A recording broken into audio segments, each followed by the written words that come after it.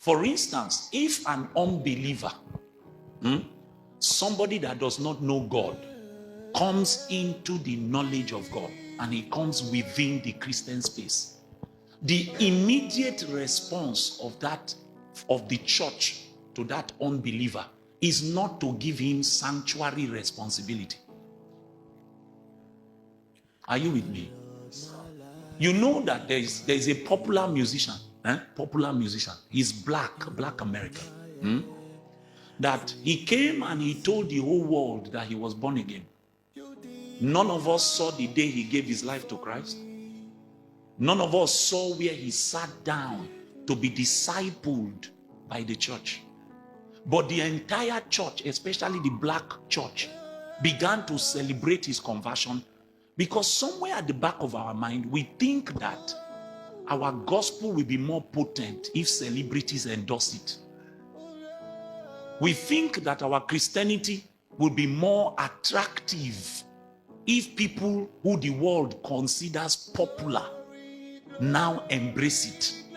So there was a mad rush to elevate this guy to a very high status, that even certain churches were giving him platform to come and discuss things of the Bible.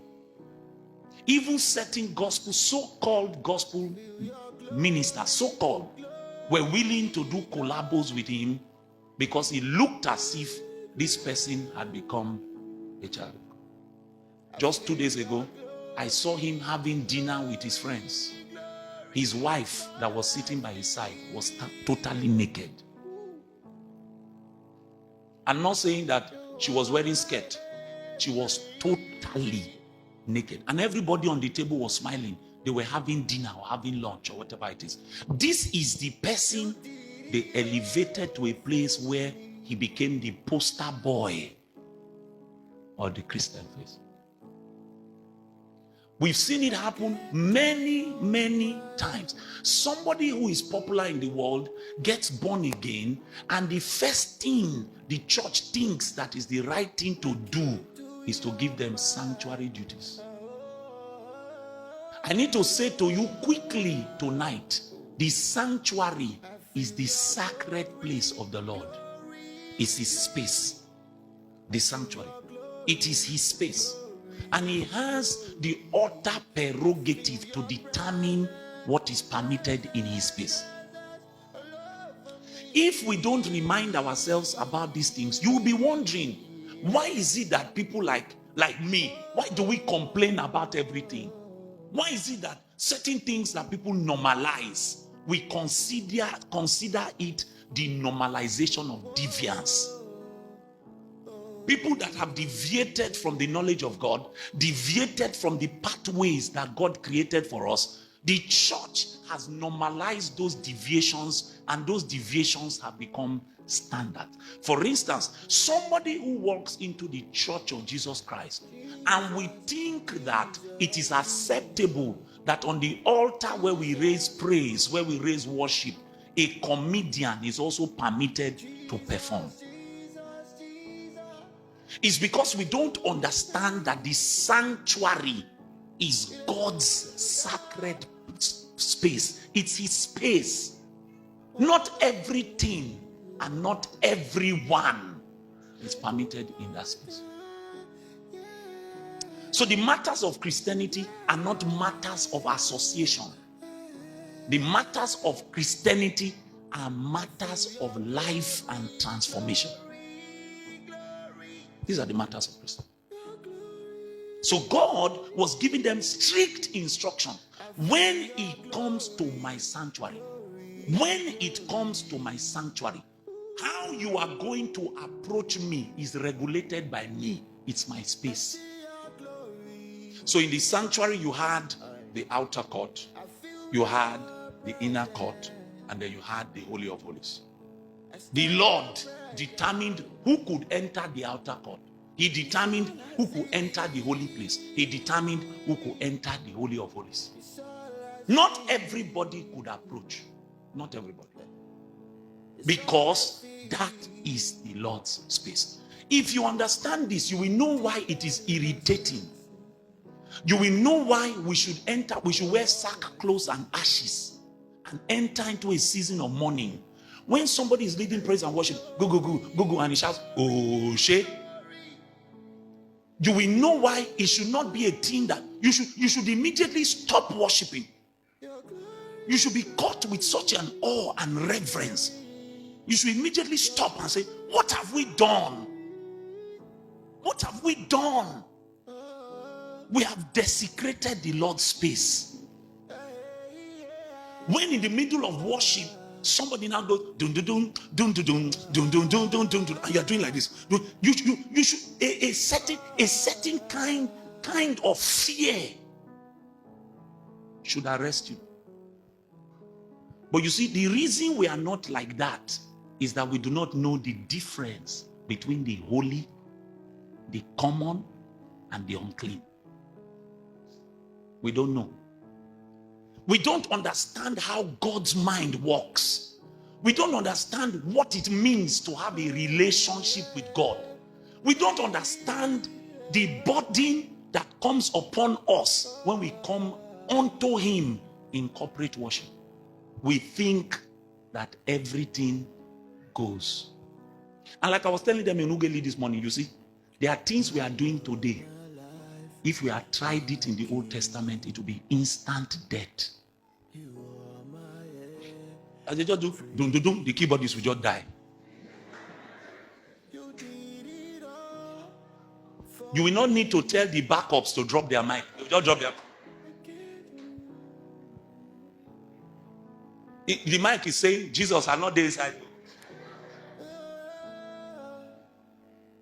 They'll just die. A pastor will fornicate with a church member and stand on the pulpit and be shouting and moving in power, laying hands on people. A pastor. And God just allows him to go, because in the dispensation that we are living in, God's mercy is rich towards us, but it doesn't change the standards. It doesn't change the standards. My brother was telling me of a preacher that came to town. If not that the person was somebody that we could access, we will not know exactly the things that happened. A young man was walking into the meeting, and as he was going, somebody came and sat by his side, engaged him, and got all the information. And by the time the man of God wanted to do prophecy and seeing in the spirit, all his details were as accurate as he told the young man. Some of the things you see is the work of defilement.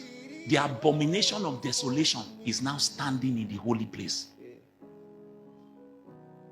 Things have found their way into the holy place and behind the veil, because people have begun to call common what God calls holy.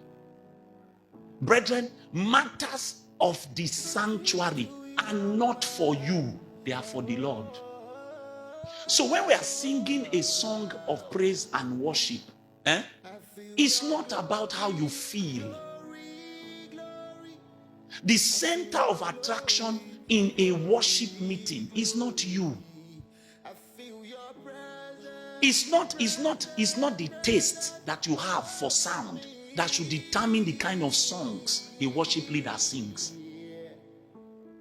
It is his sanctuary. His sanctuary. So if you yourself, you need to train yourself that if you are singing a song and your singing is not born out of reverence from him, stop it. Learn how to reverence God first, then learn how to worship him with songs. Your singing must be born out of awe, reverence, an accurate understanding of who God is. You know, when the Bible says, fear the Lord, bro, it literally means fear the Lord.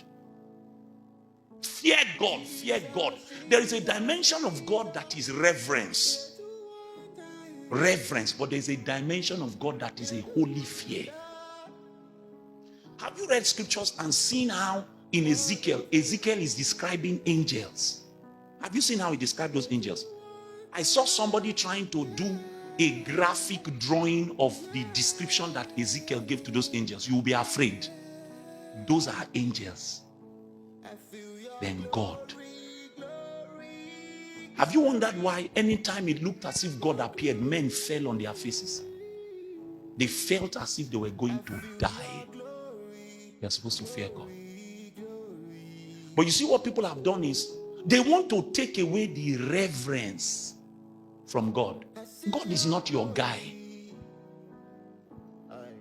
You may not like me. God is not your guy. Even Jesus did not call God his guy. Your Jesus, who he was equal with God, he said to everybody, whoever has seen me has seen the Father. He did not put himself at the same level where he reduced God. Your Jesus. Your Jesus. It's because Jesus understood, and everyone who has genuinely met God understands that God has a sacred space. If you violate that space, you will suffer the consequences. So every true Christian must know, listen, if there's anything I want to drum into your heart this year, I will keep teaching it, I will keep repeating it, is that the God you serve is holy.